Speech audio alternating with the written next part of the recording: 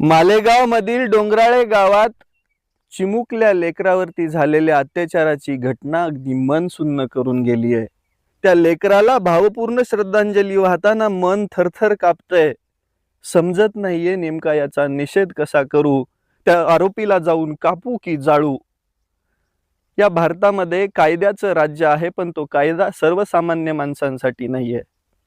मला तर वाटतं कायदा कायम आरोपींनाच वाचवण्यासाठी, कारण की इथली न्याय व्यवस्था म्हणते 100 आरोपी 100 दोषी जरी सुटले तरी चालेल, पण एका निरपराध आरोपीला शिक्षा झाली नाही पाहिजे।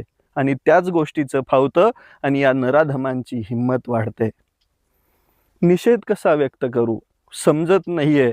असं वाटतंय आता त्या छत्रपतींच्या काळामध्ये जावं आणि चौरंग करावा त्या आरोपीचा, लढावं न्यायासाठी।